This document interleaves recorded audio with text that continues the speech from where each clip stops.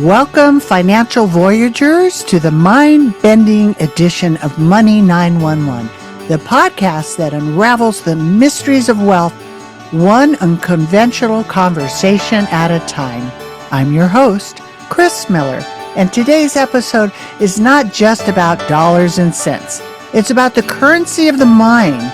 Get ready to strap in because we're about to take a wild ride into uncharted territories of the brain with a guest who's engineered a revolution in mental well-being. This is not your average financial podcast. This is Money 911, where the intersection of money and mindset create a seismic wave of change.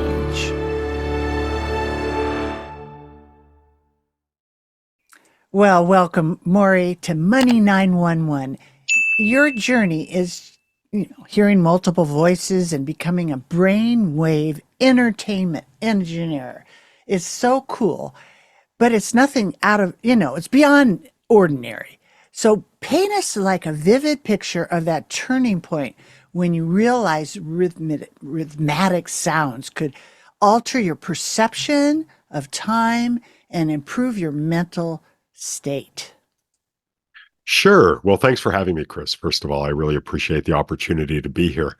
I just want to make one quick clarification, and please do not feel bad. It is a very common mistake a lot of people make.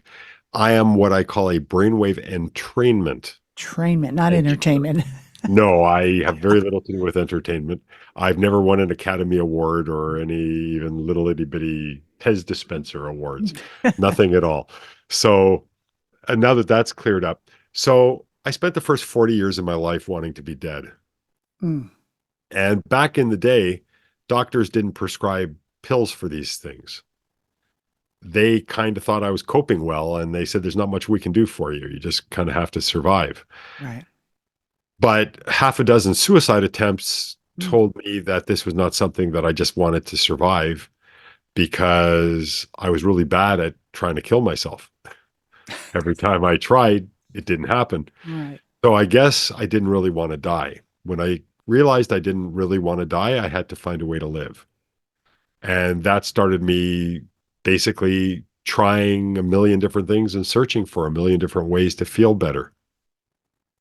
I did the usual things. I was a drug addict, various drugs, alcohol, sex, everything and anything under the sun that I could find to try to distract myself. Right. Even for a few seconds is what I did. Obviously, all those things made it worse. They didn't make anything better. But I was learning, funny enough, through them all. I then started looking at medicine. So I went to doctors and clinicians and psychiatrists and psychologists and people like that. They didn't help me either. They tried, I suppose, but nothing really helped. I just kept walking through the world. If people were laughing, I thought they were laughing at me. And even they could be facing the other direction, be a mile ahead of me. And I heard laughter. They're laughing at me. People could smile, and I smiled, but I faked it. I never felt like smiling. One day I was on a camping trip. And like you said, thousands of voices in my head all the time. So one day I was on a camping trip and everybody else had gone to sleep. And this was back in my days of smoking like 30 or 40 marijuana cigarettes, as they call them. I call them joints, of course. Right. But every single day. And the only way I could sleep was if I was totally wasted. So everyone else had passed out. I was sleeping. I was sitting around the campfire. Not easy for one person to sit around a campfire, but I somehow managed to do that. So I was sitting at the campfire and I rolled myself a joint about that long, about that thick. Jeez. Yikes. And I figured that's going to take me a while to smoke, but I'll wrap you around. Yeah, no kidding. So I smoked a fair amount of it and I figured when I'm ready for bed, it'll be about half an hour. And all of a sudden I go, okay, time for bed. And it was 4.5 hours later. First time ever, time passed quickly for me. You have to understand, I'm 62 years old now. I feel like I'm almost 1,000. When I was not enjoying my life, I was not enjoying my life, and time passed excruciatingly slowly, so slowly that I feel literally like I've been alive almost 1,000 years. Interestingly enough, though, I realized, oh, wow, I can't believe this. How is it that I'm suddenly, how is it that I'm suddenly feeling like time flew? I don't even understand what that meant. I started putting together that I was sitting around a campfire and the wood was popping and snapping and crackling like Rice Krispies almost. And I kind of put the connection together that the sound may have had something to do with it. Originally, I thought the flame may have done something too, but I wasn't really looking at the fire. I was kind of sitting with my head between my legs, just hoping I could get stoned enough that I could go to sleep. And interestingly enough, that's what started me on the route. I got back from the camping trip.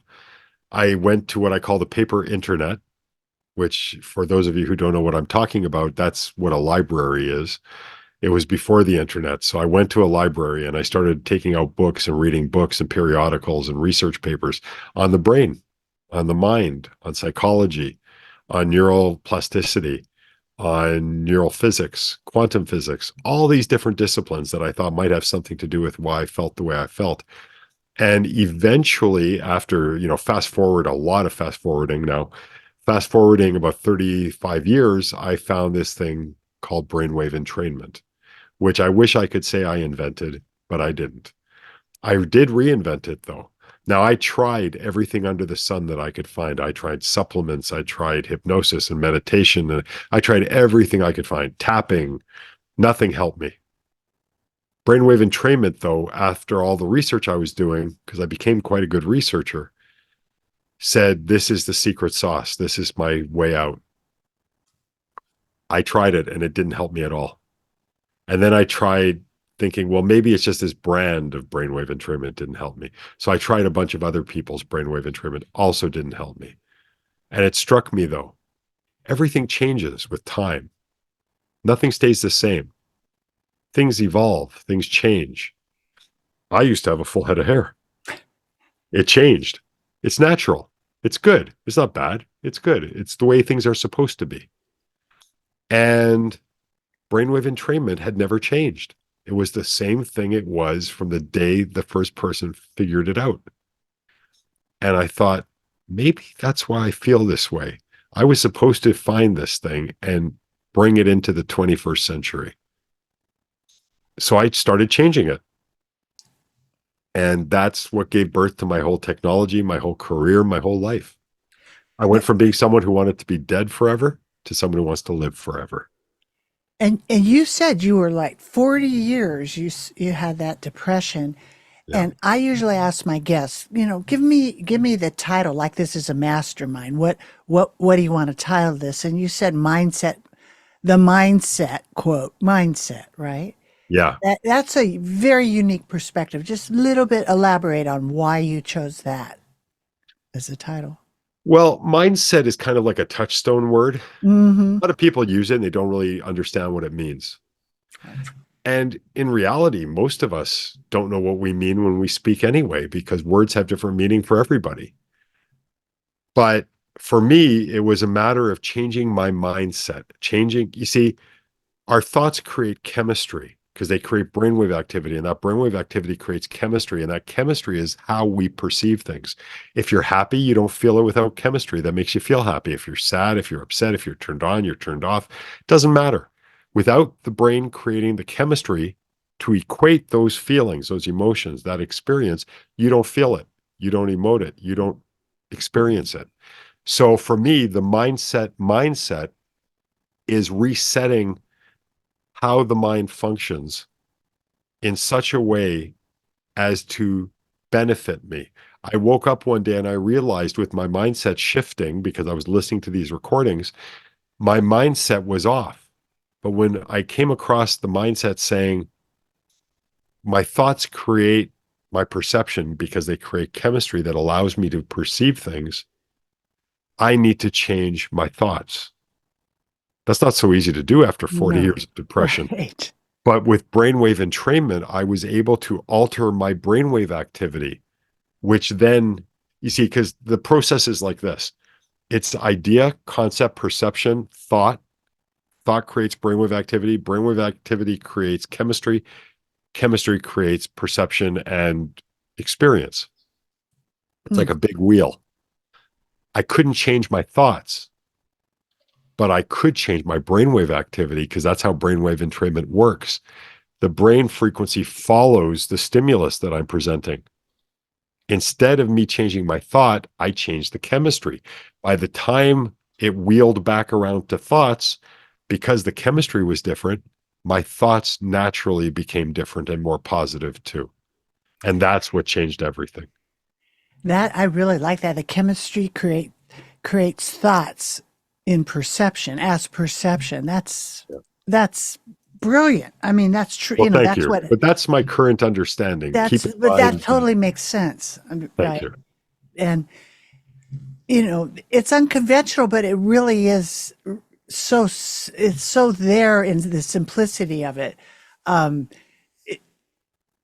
it's unconventional, but there you are with all of these voices, and everybody's got all these voices, and most of them are trying to, kill people. Like, you're never going to make it, and you're that, all the negative thinking. And a lot of people think that they can just, you know, change, like chant something positive to get out of it, right? But it's definitely something that you're going beyond even in your own thought when you're using frequencies. So did you develop those frequencies like when I was studying music for healing, certain chords or notes would vibrate certain parts of the body and the sequences. How did you put together those kinds of things? There's a lot of research, believe it or not, on the brain and how it reacts to different types of stimulation. So I basically studied these papers and these research projects and intuited and inferred. I allowed my own creativity, my own intuition to kind of take it the next steps. So a lot of people out there will say, well, this particular state is responsible for this particular way of thinking. They say that alpha is meditation and delta is sleep. Actually, you go through delta, alpha, theta, beta, gamma while you're sleeping.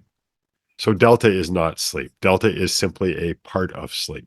There's a lot of misunderstanding as far as how the brain works and how the brain works in conjunction with neurochemistry and with brain states. Like quite literally, we've all probably heard of alpha, beta, theta, delta, gamma. These are different brain states. But what do they mean to people? A lot of people will say, well, this is the state for creativity. This is the state for this. This is the state for that. That's not actually true. There's a lot of, like I said, misconception. There's misconception that there's such a thing as truth and such a thing as fact. There's a misconception that delta is sleep because delta is everything. Mhm. There's a misconception that I'm in alpha now. No, you're not. Part of you might be, but not all of you. The brain is constantly in every state, Mhm. all the time. It's a way of getting our brains into a dominant state that helps us to achieve different things. Mm. That's what we're looking for, a dominant state. But I have delta frequencies pulsing around in my head now. I know that for a fact because I've had an EEG, electroencephalogram, actually measuring my brain waves while I'm giving a lecture. And my dominant frequency often is delta, but it's obvious I'm not sleeping right now. Yeah. Right. Right. They always want to isolate it as this or that, but it's all things are working together there. Be cautious. Yeah, be cautious of people who speak like they know what they're talking about, including me, Right. by the way, Yeah. because I have what I call current understanding, and that's all. Hmm. I don't believe in fact. I don't believe in truth. For me, believing in truth and fact closes my mind and makes me stop thinking. I don't like that. Right. So I don't think that way. Also, when I look at fact and truth from 100 years ago, we now think of it as something else. 1,000 years ago, think Yeah, of it as something else. that's true. If everything is thought about as something else eventually, then it can't be fact or true. Right. Right. And if you transpose that way of thinking today, then everything we think is a fact or truth now is likely not actually fact or truth either, because facts and truth can't be changed. They are what they are. But if they change, then they're not facts or truth. Right. Right. Well, So, Yeah. Understanding is all we have. We don't Right. have fact. We don't have knowledge. We just have an understanding that's Okay. current based Mm, on what we current. might Yeah. think we know now. The brainwave entrainment engineer. So I bet you're the forefront of this innovation, and I really think it'll be a huge part of what is in the future. What's Maybe share something that's like unexpected or surprised you in a discovery as you're unfolding all of this in your research that has left a lasting impression for you. Okay. Uh, I used to believe in things. I used to think things were a certain way. Life, as an example. I used to think that we all existed together in the same world, in the same reality. Because of brainwave entrainment, it's made me think. And now I believe that we all exist. COVID was popular for creating something called bubbles. Hmm. We're living in our bubbles now because we have to protect ourselves from other people. And I alluded to this before about words having different meanings for different people. So we all currently exist in bubbles. We all have always existed in bubbles. At least that's my understanding. And that's probably the reason why we fight, the reason why we don't get along, the reason why we have wars, the reason why we have this and that. Because when I say something, it doesn't mean the same thing to you that it means to me. My world is based on my perception. My perception is like a fingerprint, it's unique. So if you transpose that onto experience, then every time I have an interaction with someone, it's a unique interaction. What I feel I'm doing is not what they're experiencing.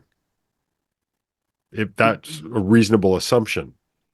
As an example, look at people who believe in the unconscious, the conscious, and the subconscious. Everyone believes in these things. You don't have to be a psychologist or a doctor to believe in it. Everyone believes in it because this is what we're taught. Right. Everyone remembers that giant iceberg, right? And this much of it is exposed to the surface area, and this much of it is the Right. consciousness. And then what's underneath the water is the unconscious, and then the subconscious below that. So it was never designed that way. When it was designed, when the first person came up with the concept of the unconscious, the subconscious, and the conscious minds, that sounds like three minds, doesn't it? But Hmm. there aren't three minds, there's one mind.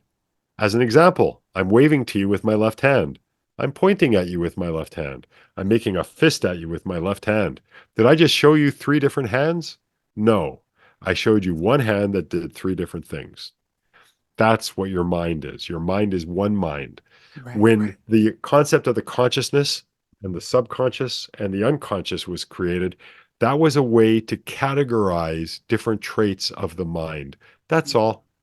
Yeah. There is no competition. There is no conflict between your conscious or subconscious mind. Hmm. We are taught so many things as fact, as truth, that are not fact or truth. But you know what's interesting? If you're taught something as a fact or a truth, we tend to believe it so much so that we don't think about it anymore. Not thinking is dangerous because then we believe in something. And if we believe in it, it makes it reality. Quantum physics says if you don't know what's behind a door, for you, there is nothing behind that door. When you open the door and you start perceiving things, that's when they start to exist. But for you, they didn't exist before then. Right. Interesting. Boy. That's something. But when we Yeah. stop thinking, we just assume. And when we Hmm. stop thinking, our reality changes because we're not thinking anymore. We're not on a quantum level building our own reality. We are now adopting reality based on what other people are telling us we should do and Hmm. think. And that's, I believe, the source of our discontent, the source of our sadness, the source of our, you know, dis-ease This is is, coming yep. from other people convincing us the world is a certain way. And our mistake is believing them. We have neurons in our brain, billions of them, brain cells, okay? We have neurons in our heart too. We also have neurons in our gut. All heard of that. I feel it in my heart. I feel it in my gut, right? We really do. That's true. This is nature giving us all the little sensors we need to know what's right for us, for you. You have all those sensors for you. Everyone listening to this has sensors for them. Start listening to your own sensors. Your life will get better. I guarantee it. You know that your story of the roller coaster is of innovation and resilience. And so you've been going through, well, I don't know what the stats are. I'm sure you know. What is it right now? I mean, anxiety, worry, doubt, fear is a More huge, people than not. more people than not. I Yeah. mean, all the pharmaceuticals to calm you down because people don't know how to get there. Even people that like meditate can't really overcome that anxiety Well, remember, the, to a the certain. anxiety medications deal with symptoms. They don't deal with the cause. Hmm. And Think people, about it. If you're yeah, not dealing with the cause, think of the damage that's happening, but you don't feel it happening. It's like heartburn. When you eat something that gives you heartburn, that's your body telling you, don't eat this. It's bad for you. But what do? We take antacids to stop the heartburn and we keep eating the crap. We don't know the damage it's doing to us, but our bodies try to tell us this is not good for you. For people who can eat like hot foods and they like it and it doesn't affect them negatively, it's fine for them. But for those of us that it gives us heartburn and it makes us feel sick, that is the body telling you, don't do it. Your body is not built for this. but the reactions are so beyond thought. The energy or the reaction is faster than the thought. And most people don't know how to get inside to go, what is that anxiety from? I mean, is it a Sure. physical reaction to something that I ate, or is it something that I've been thinking for 50 years, right? That's the complexity. And people go down different psychologists and, coaches and Mhm. all of these different things. How do they get to the essence of where it comes from? That's the trick. The trick is to stop believing all the so-called truths that we're taught. Just because something is ancient doesn't make it accurate or applicable to today. As a matter of fact, ancient wisdom is brilliant and it was fantastic for 5,000 years ago when they came up with it. Let's just use 5,000 as a specific date. But unless it's been adapted and evolved for today, it's next to useless. And people don't understand that. I know a lot of people who use affirmations. I am affirmations. I am wealthy. I am Right. healthy. I am happy. And Hmm. they're none of those things. Right. And they know they're not. It's actually sabotages people, in Hmm. my understanding, in my view, to say I am when they know they're not. By the time I am is true, you don't need to say it because you already believe it. Right. We learn from the outside in. You want to use an affirmation, either say to yourself on a tape or on an MP3, or have someone you know say it to you as you are, because that's how you learned it. When you were a little itty bitty baby, when you were a tabula rasa, a blank slate, you didn't know anything. You didn't know that farts didn't smell nice. Okay. You just knew it Mhm. felt good to get rid of them. You Right. don't know what tastes good. You don't know what pretty is, or you don't know what handsome is. You don't know what hair is. You don't know what any of this is. It all came to you from the outside. So why are we all trying to heal ourselves psychologically from the inside? The outside. Use what worked. Use what programmed you in the first place, but change the content. And that same philosophy will get you back to where you should be. It makes So sense. it does make sense. So when people are listening to these, the brainwave frequencies and what you do, is Mhm. that's going to the inside past the thoughts, right?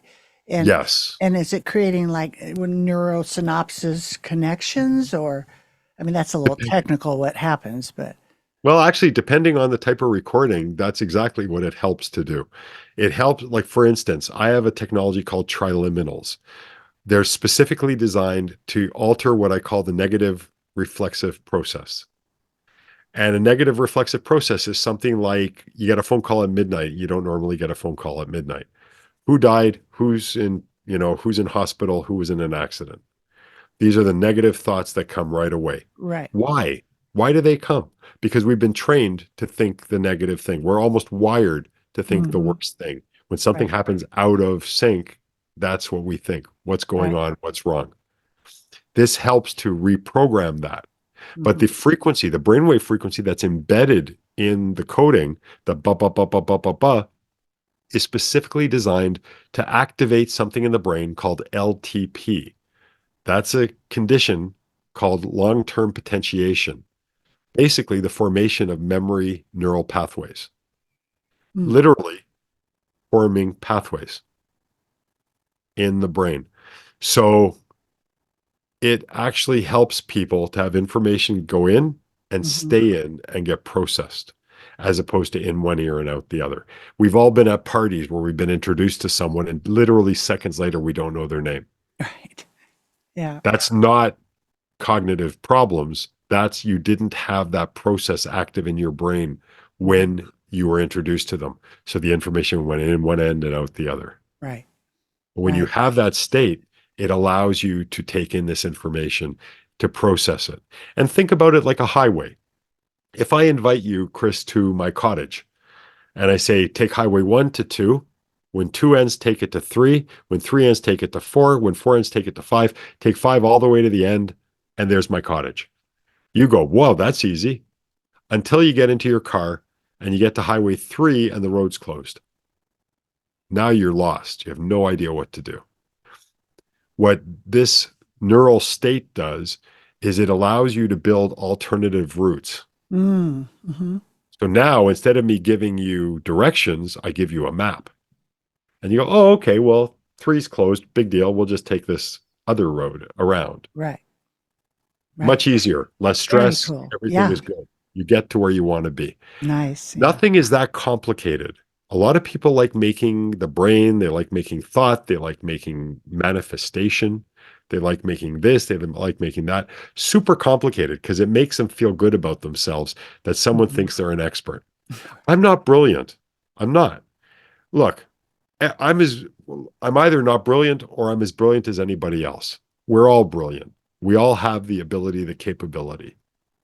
If I'm looking for these glasses and they're in my hand, where are my glasses? Where are my glasses? I'm looking way out here, right? Where are my glasses? Where are my glasses?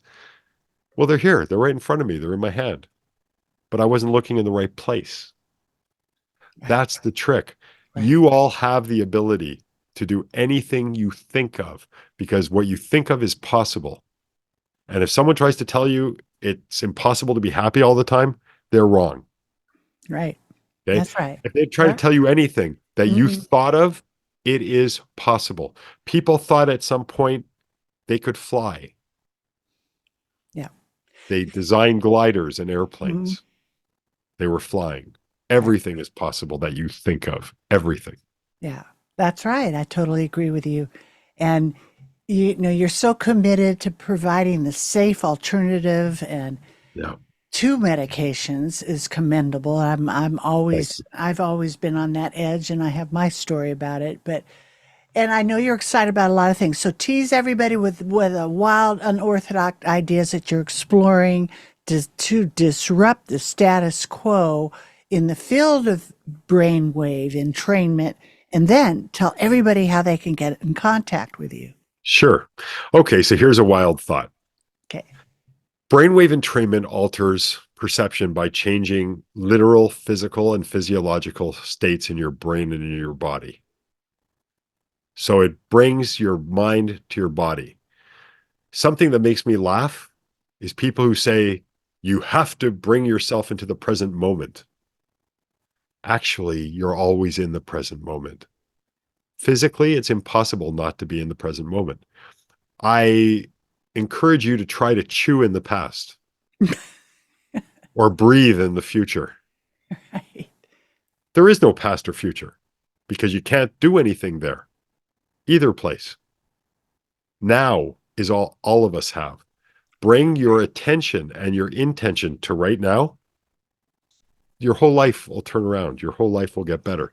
When it comes to brainwave entrainment, it brings you into the now because it takes your thoughts, it takes your brain, it does everything immediately to you that is nature. When you were in caveman days, imagine yourself in caveman days. Most of us would probably look back at it and think, oh my God, I don't want to be in caveman days. They didn't have air conditioning, they didn't have heating. You had to kill animals to eat them. or farm, or Mm-hmm. even before farming in cave days, we had to just go hunting and pecking for food, right? So we'd find this berry, we'd eat it, it would make us sick. Oh, guess we know we can't eat that berry anymore. Mm-hmm. We'd eat that fruit. Oh, that was tasted good, didn't make us sick. We can eat this. Sounds like we don't want to live. We lived in caves or we lived in mud huts. Who wants to live like that, right? But you know what? We had much less going on in our lives. We weren't worried about taxes every day of our lives. We weren't worried about disease. When Right. someone died next to us, we went, ugh, and we walked away and went on to our normal way of doing things.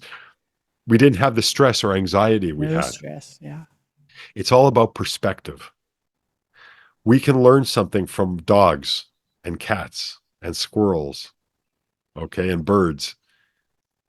The idea here is don't limit yourself with your thoughts and whatever you do.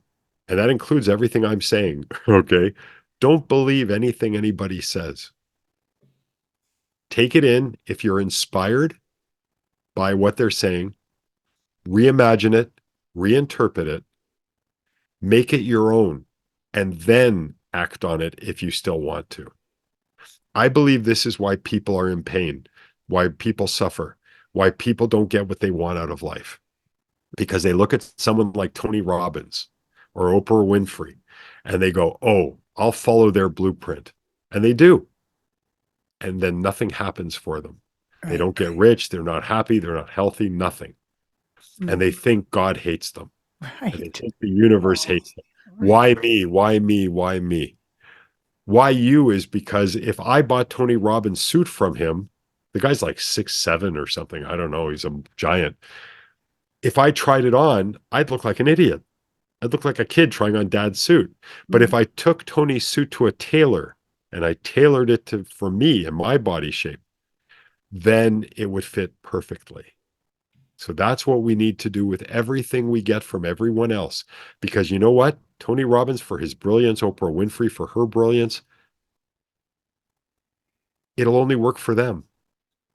Their game plan. Any expert that tries to tell you, do what I did and you too will be rich or you too will be happy, they don't know what they're talking about, in my current opinion. Take what they say, reinterpret it, reimagine it, make it your own. Then you stand a much better chance of getting what you want out of your life. So stop trying to copy. Take what people give you, recreate it in your own image, then act on it. And then I believe you will get what you want out of your life. Morry, thank you so much for being with us today on Money Thank you. 911. And as we wrap up, tell the listeners how they can dive deeper into your brainwave technology experience and any unconventional other platforms or that they should be aware of. But just let them know how they can connect with you. Thank you. So to connect with me, I'm an open book. 1-416-876-7939. Do a search for the Morry method. Morry is spelled Morry. You'll get all kinds of different results. Let your fingers do the walking. I strongly suggest you use an app called Perplexity. It is much better than Google. Sorry, Google, but it is much better than Google at doing searches and getting information and doing research. As far as out there stuff, everything about me is out there. Believe it or not, everything about you is out there too. Spread your wings, let yourself fly, let your imagination go. I have 50 different things I'm working on right now because I believe everything is possible. And if I have a thought, there's a reason I had that thought. I believe if you have a thought, there's a reason why you had it too. Honor yourself, honor that thought, and you will. You know what? I'm 62. I feel younger, more alive, more creative, and better than I felt in my 20s. Right. Yep. Fabulous. Morry, thank you so much. I look forward to having you back because we're going to do a little Pleasure. research project with someone very close to me and and play with these awesome brain waves. Thank you so much, Morry. We'll look forward to more. My absolute pleasure. Thank you so much for giving me the opportunity. I really, really appreciate you. Yep, thank you. That's a wrap for this mind-expanding episode of Money 911. If you're still reeling from the brainwave revolution we just witnessed with Morry, don't worry, the journey doesn't end here. Keep those neurons firing. Stay tuned for more mind-blowing episodes where we dive into the unconventional, challenge the norm, and redefine what it means to be financially empowered. Remember, wealth is not just in your wallet. It's in your mindset. Until next time, this is Kris Miller signing off from the headquarters of Financial Liberation. Keep questioning, keep listening, and keep thriving. There's so much to learn about healthy money. I hope today's discussion brings you one step closer to securing and protecting your future. So you can get started on the right foot, go to meetwithkrismiller.com and schedule your free financial fitness strategy session. Thank you for listening, and please subscribe to Money 911 so you don't miss our next episode, which includes health, wealth, and peace of mind.